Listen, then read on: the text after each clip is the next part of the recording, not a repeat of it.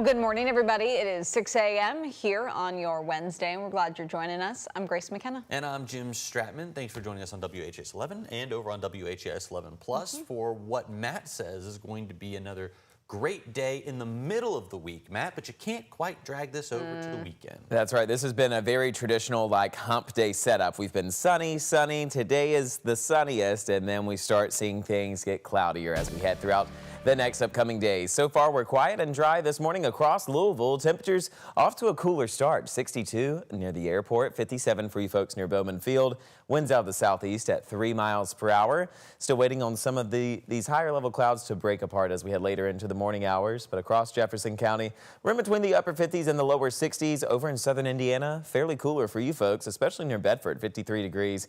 Farther south near Elizabethtown, 57 degrees. So a quiet start to our Wednesday morning. Satellite and radar continuing to stay dry, and we're going to stay under that dry trend thanks to this area of high pressure that's going to continue to bring in more of those quiet conditions for the rest of our Wednesday. We are expecting some changes to develop just as we head into our Thursday, but so far you can expect a mostly sunny afternoon for us. By the middle of the day, you can expect temperatures to reach the mid-80s, and we're going to see those temperatures stay in the mid-80s throughout the course of our evening hours. It still will be a bit hazy at times. Those Canadian wildfires still bring in some of that smoky look to our skies, so the sunset this evening will be fairly vibrant.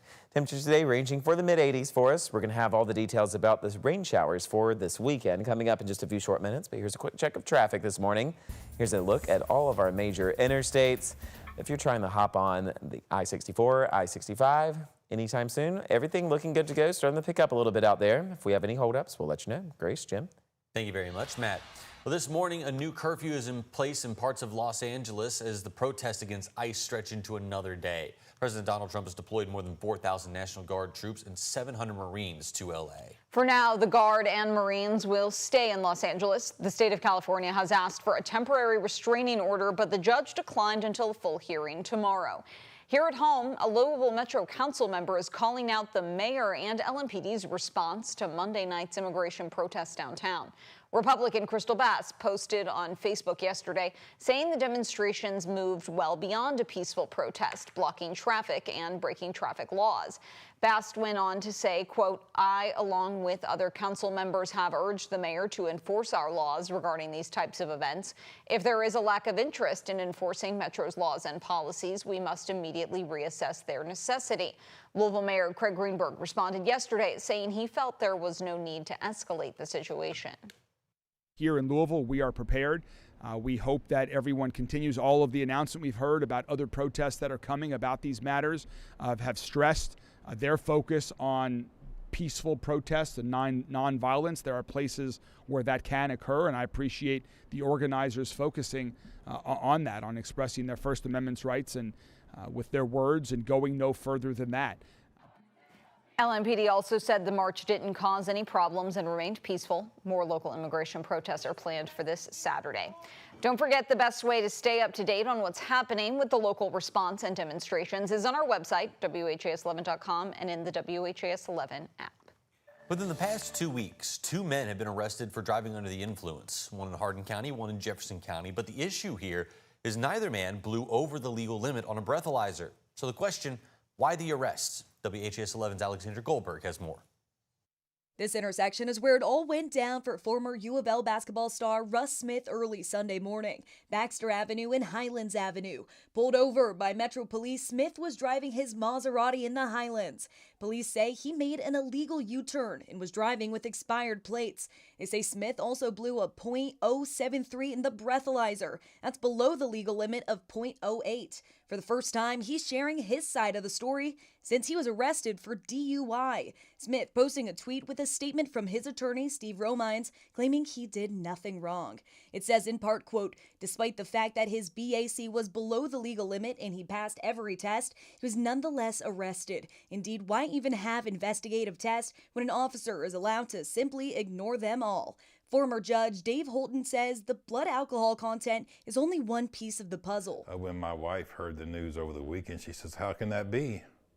And my answer to her was, well, there's circumstances surrounding the arrest and other things that the numbers just don't illustrating. The questions come as another man was arrested for DUI, also blowing under the legal limit. On June 4th, Kentucky State Police arrested off-duty LMPD officer Kenneth Lawrence in Hardin County. He was pulled over for expired plates, but with an odor of alcohol detected by police. Lawrence later blew a .077 into a breathalyzer and was taken to the Hardin County Detention Center. In Louisville, Alexandra Goldberg, WHAS11, on your side. Russ Smith is scheduled to be arraigned on June 16th. He's going to be represented by the same lawyer who represented Scotty Scheffler when he was arrested last year outside of the PGA Championships at Valhalla. Well, Kentucky State Representative Daniel Grossberg of Louisville is refusing to settle a nearly year-long ethics investigation centered around his alleged inappropriate behavior towards women. That is according to Grossberg's attorney. The ethics report shows the settlement would include a public reprimand and a $4,000 fine. The Ethics Committee investigation found that Grossberg did engage with at least 2 women who inappropriately and drank alcohol in his Capitol office. Grossberg maintains his interactions with these women have been taken out of context. There's now a preliminary hearing in Frankfort set for June 17th.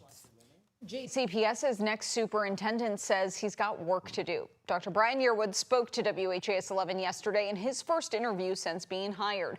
Our Doug Proffitt asked him about the internal survey showing most JCPS teachers preferred the other candidate, Ben Schuldiner. Here's Yearwood's response. Superintendency in leadership, there will be those who just don't, are not for you yet.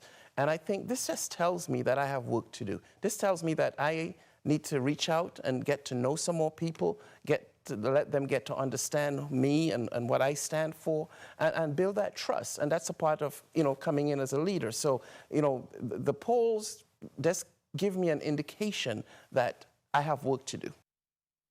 Yearwood signed a 4-year deal. He'll make $350,000 a year, the same salary as outgoing superintendent Dr. Marty Polio. He also told us he met with Polio and got a lot of helpful advice. The JCPS board is weighing up 2 options to help improve the busing situation within the district. The first plan, the district is to keep the transportation the same and roll out a new software that's going to allow all the buses to be on GPS. The upside here is it maintains some stability for parents and it would require fewer drivers. The second option is to flip all of the high schools and Ramsey Middle School to a later dismissal time. This matches research showing that high schoolers actually performed better with later start times, but it could require a redo of bus routes again. Right now, the district says it has 620 bus drivers. No word yet on how the changes could impact the number of drivers they need.